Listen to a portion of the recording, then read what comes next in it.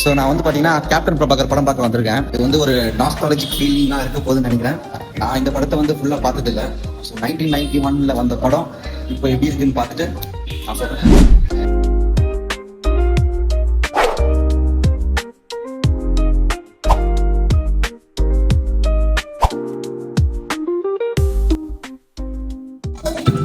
தியேட்டரில் பார்த்தீங்கன்னா ஒரு 4-5 பேர் தான் இருப்போம். இது ஒரு சூப்பரான ஃபீலிங் தான்.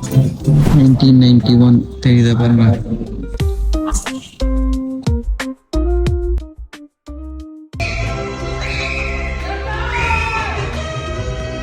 ஸோ படம் பார்த்துட்டாங்க. படம் வந்து 1991 இந்த மாதிரி ஒரு படம் எடுக்க முடியுமா அப்படின்றது வந்து ரொம்ப ஆச்சரியமாகவே இருக்குது. ஸ்பெஷலி பார்த்தீங்கன்னா ஆர்கே செல்வமணியோட டைரக்ஷன், அப்புறம் கேமரா வந்து பட்டையை கிளப்பியிருக்காங்க.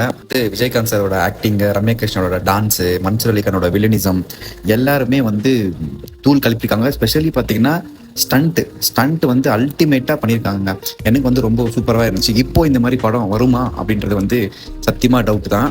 ஸோ நீங்கள் பார்க்கலன்னா போய் இந்த படத்தை ஒரு டைம் பார்த்து பாருங்கள். தேங்க்யூ.